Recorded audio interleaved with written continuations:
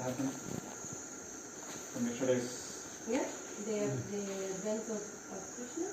Yeah, event of Krishna. Okay, so I'll continue.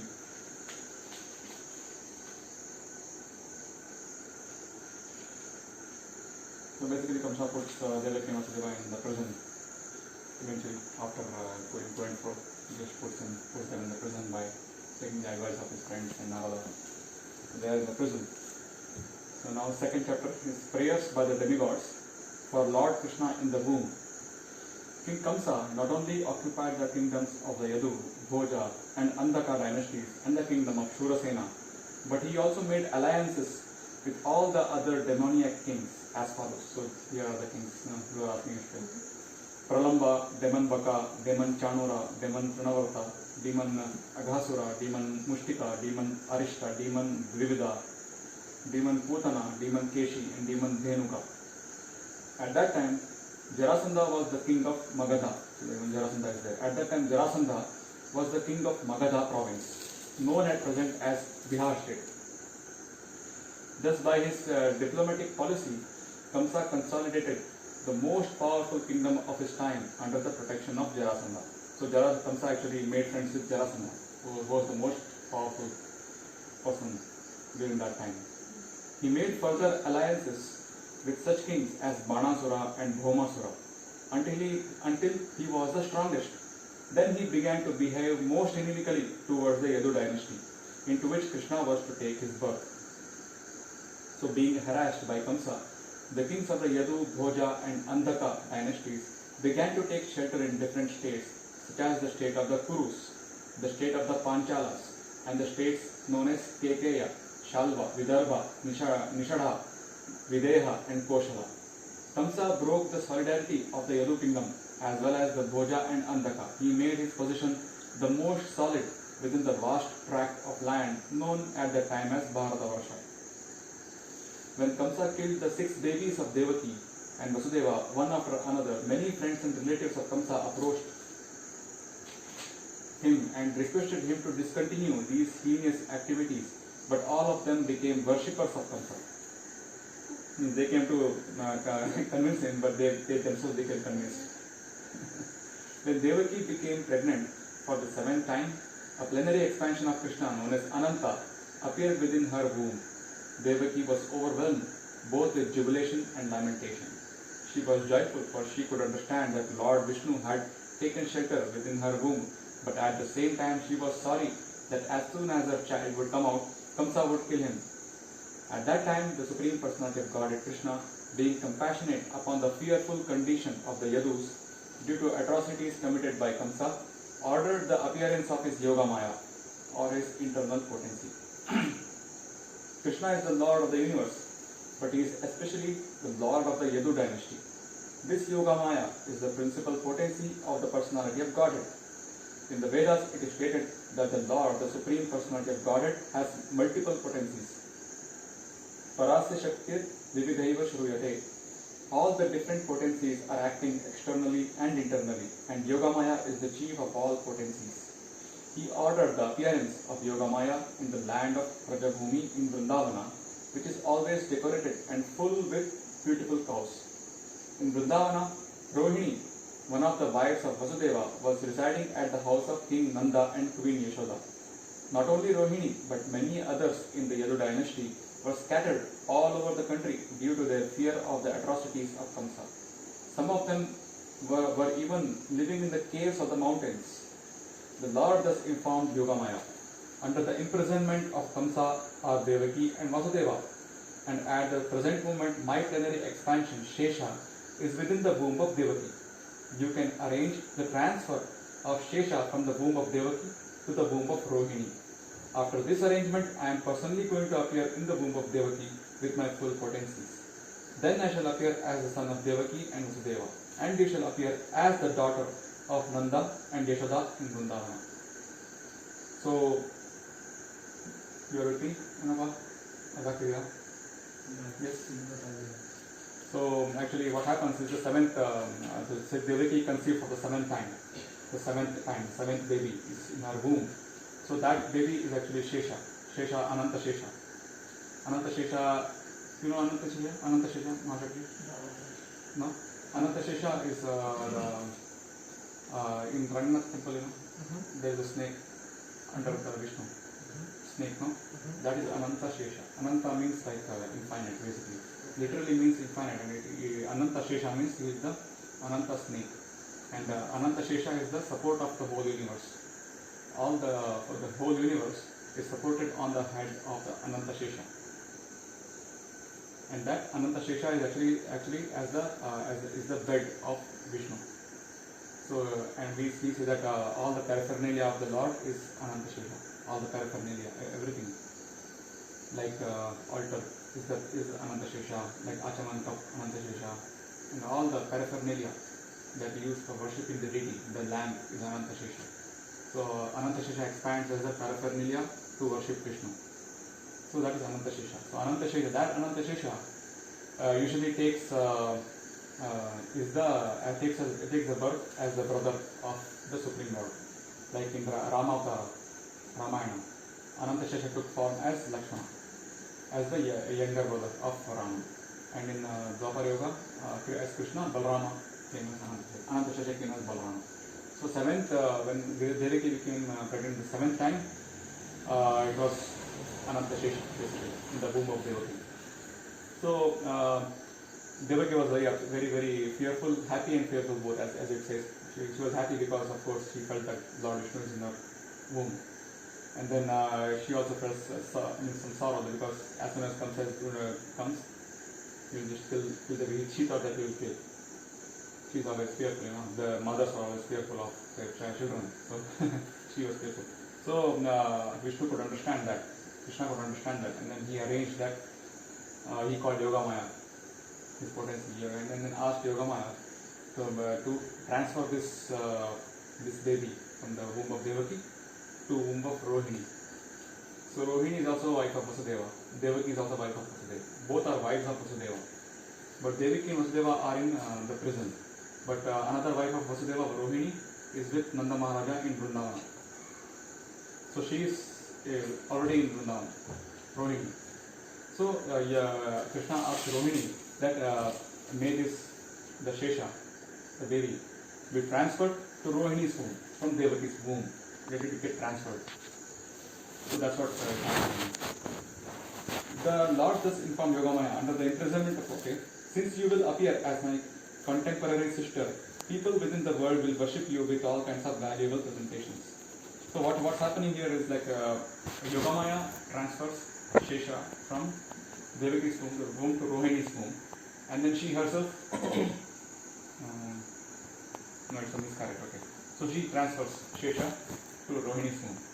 So and then she will also appear in Vrindavana as Subhadra. She will appear as Subhadra in Vrindavana later, as sister of Krishna. So that's what they are saying. Then I shall appear as son of Devaki and Vasudeva, and you shall appear as the daughter of Nanda and Yashoda in Vrindavana. So that way Krishna's sister, as Subhadra, she appears there.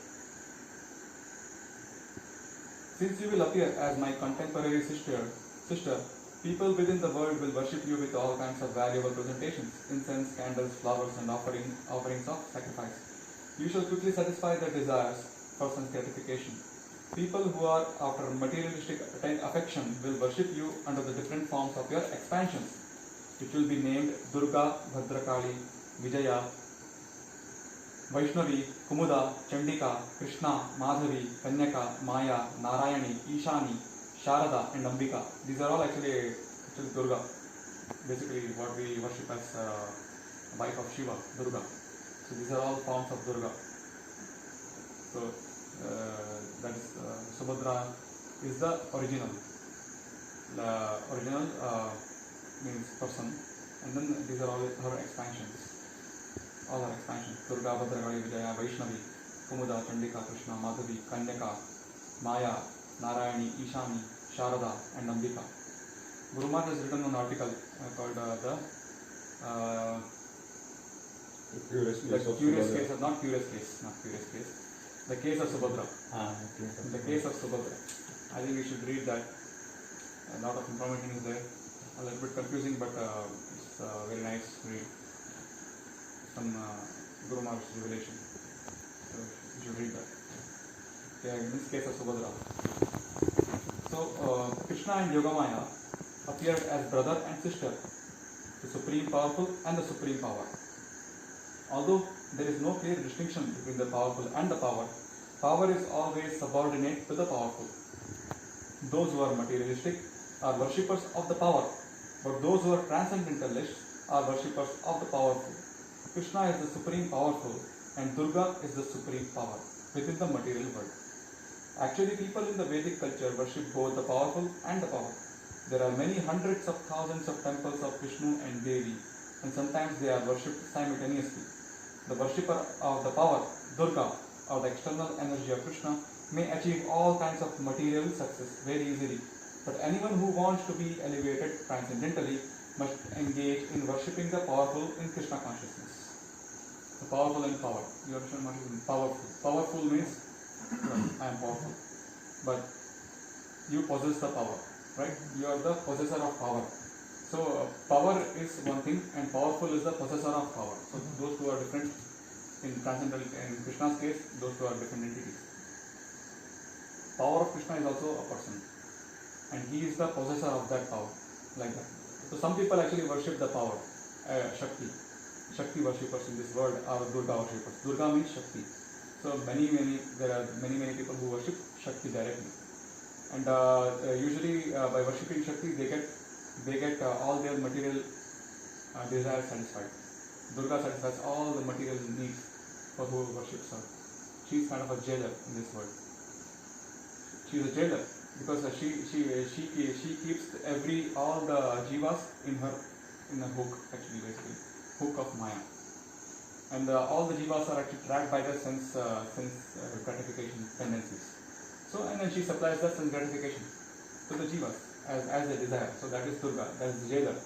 You know, these people, they just please Durga for satisfying their own senses. But they are not keen on spiritual advancement. They don't want spiritual advancement. They only want material advancement. So they just please Durga and then Durga fulfills all their desires. And some very serious worshippers of Durga, they try to attain the position of Shiva. Because Shiva is the wife of, Shiva is the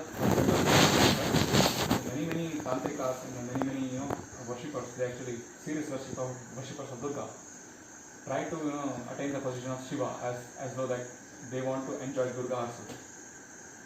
That is their object. They think that by worshipping Durga for very sincerely, for a long time, by offering her meat and everything, they try to get elevated to the position of Shiva. But what happens is once they get to that position, Durga just kills them. They become demons. And then they want to, replace Shiva and then become themselves Shiva. So Durga actually eventually kills them. And then Durga has, in a fierce form, Durga has a garland of skulls. Those skulls are all belonging to those demons who try to become Shiva. They try to become the master of the universe, master of the material universe. So they cannot become Shiva, but they try and then they get killed by Durga. And their skull is adorning her neck. Their skulls. So if you want to go beyond Durga, you have to be the worshipper of powerful, that is Vishnu. Vishnu is the original powerful person who is the possessor of Durga, possessor of power. And if you worship the powerful, then you will get liberation from Durga. And this is the jailer from the jail. That's what is mentioned here. There are many hundreds and thousands of temples of Vishnu and Devi, and sometimes they are worshipped simultaneously. The worshipper of power, Durga, or the external energy of Krishna, may achieve all kinds of material success very easily. But anyone who wants to be elevated transcendentally must engage in the worshipping the powerful in Krishna consciousness. But in the end, I don't think we covered that here. But in the end, as devotees of Krishna, in the end, actually, we are also worshippers of power in the form of Radharani. That's Shuddha Shakti. She is the original Durga, because she is the origin of Durga. Also, all the potencies come from Radharani. Krishna is the enjoyer. Srimati Radharani is the supplier of that enjoyment, and she is the supreme supplier, so supreme potency. And then from her, all the other potencies come, expand, basically. So we are worshippers of, as you know, in higher sense, we are worshippers of Radharani, because she is the supreme devotee of Krishna. So actually we are Shuddha Shaktas that way. Shuddha Shaktas means we are the worshippers of pure Shakti, pure power of service.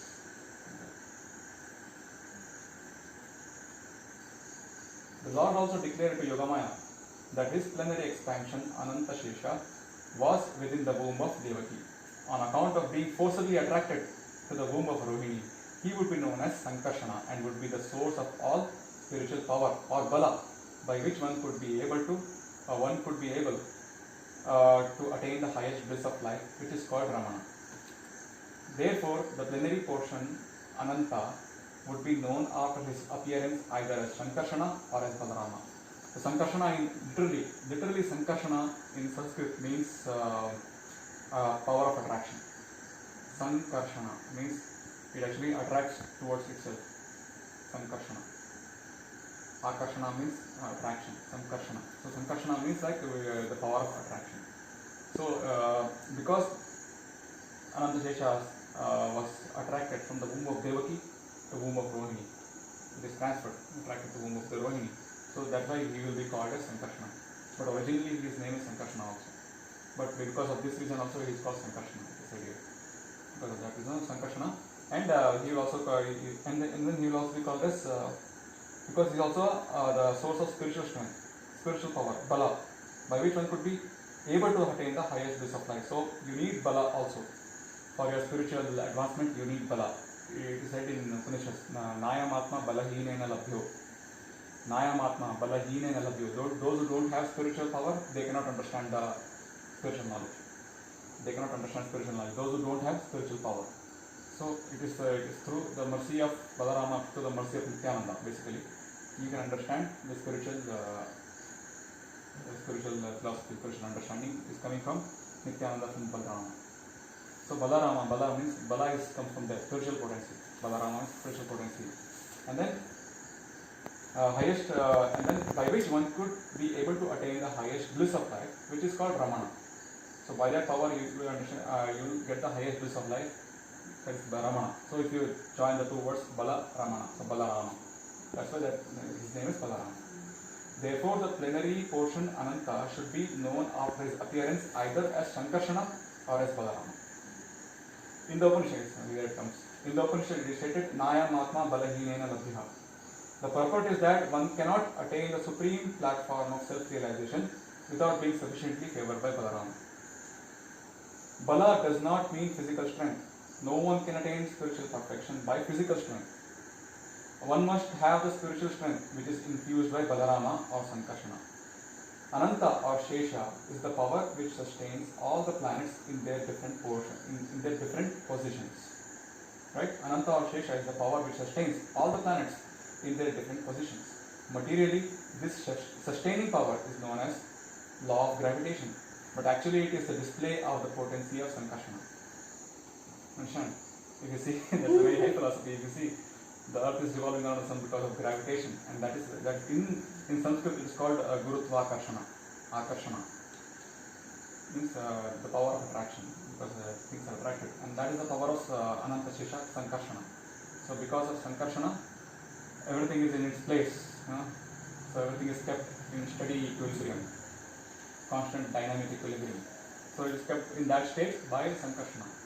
That's why Prabhupada is saying that. Materially, this sustaining power is known as the law of gravitation, but actually it is a display of the potency of Sankarshana.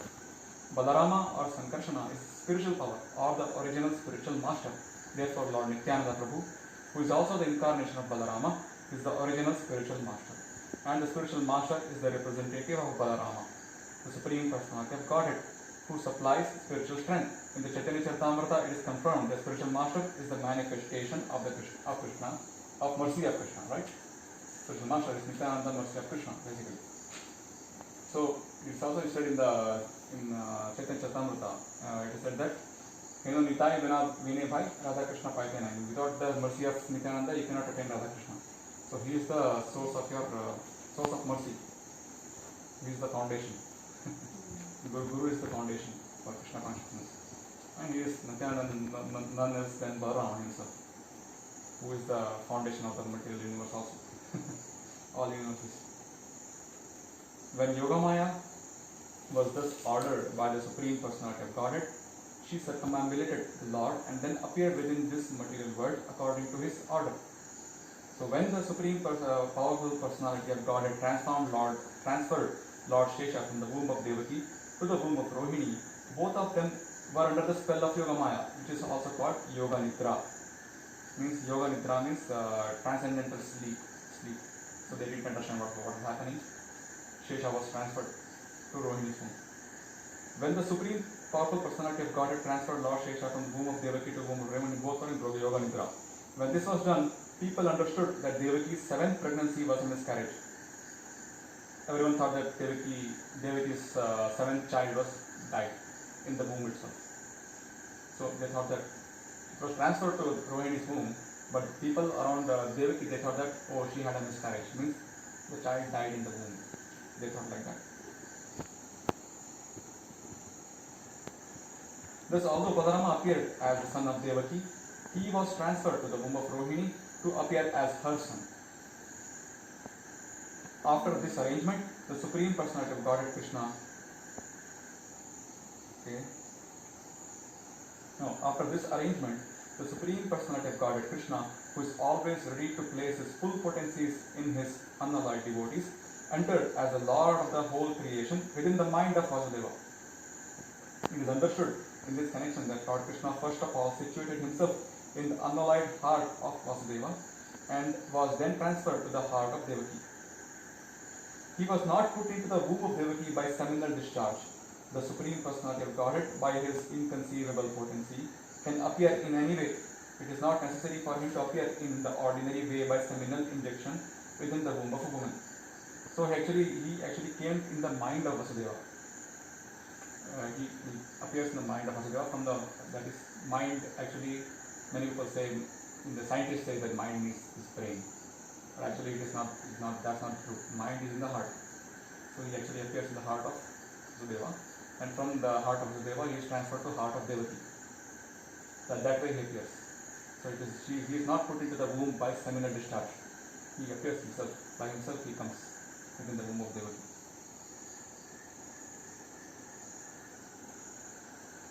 When Vasudeva was sustaining the form of Supreme Personality of Godhead within his heart, so that means he is beholding that Supreme Personality in his heart, he is feeling it.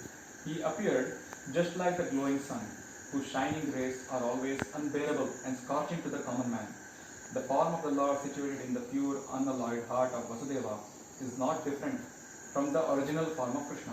The appearance of the form of Krishna anywhere, and specifically within the heart, is called Dhama.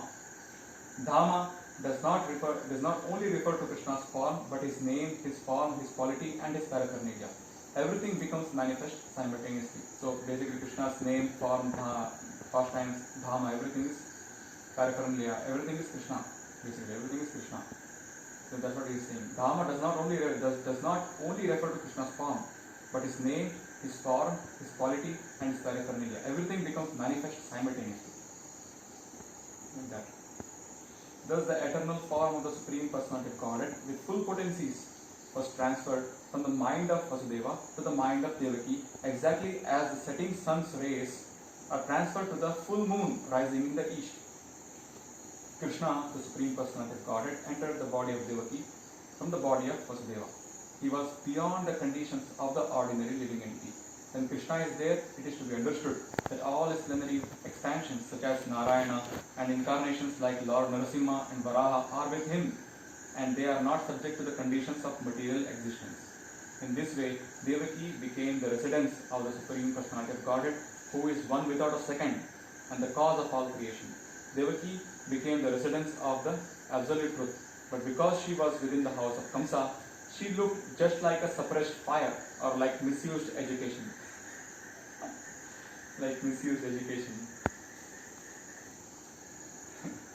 So she looked like a suppressed fire, means like externally she looked like she's wearing her rags, all torn away clothes and everything.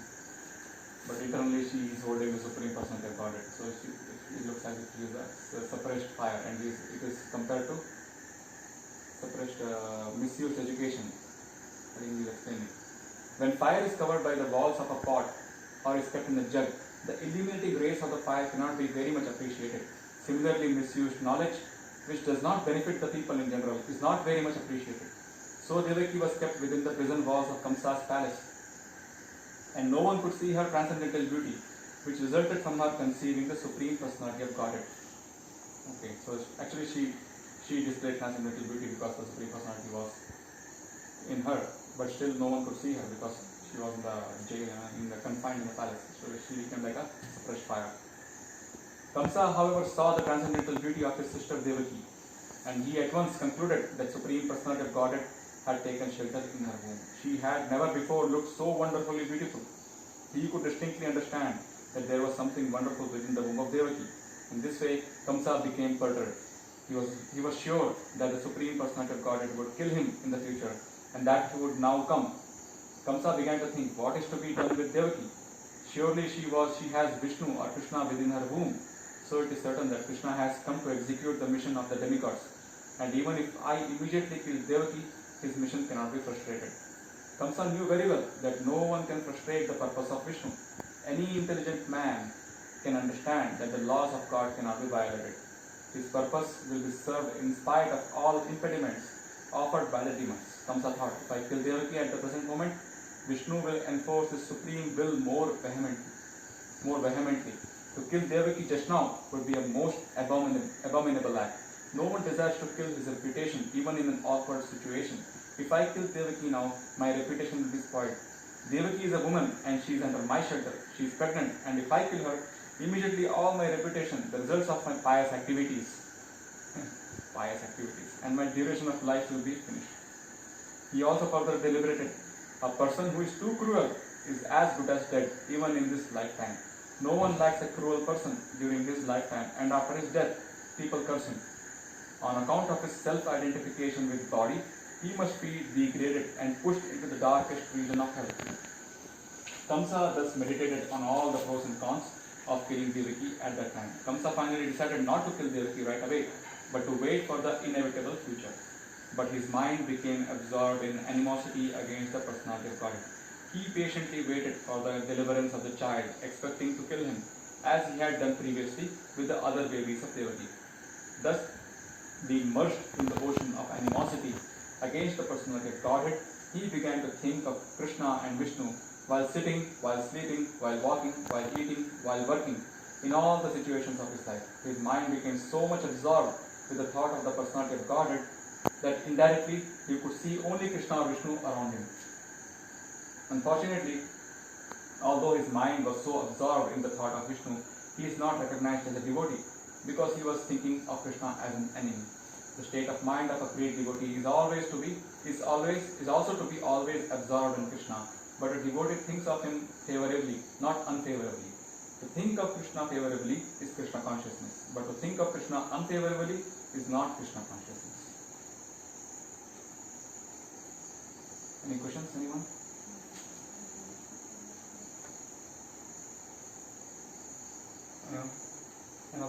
Apa kya? Maybe just one minute. So Yeah. Balaram was like it's Krishna's brother now, but Yeah. he was transferred to the womb of Rohini, Yeah. but he was originally from Devaki, no? Like Yes. from Devaki, and then Yeah. he transferred to okay. Yeah.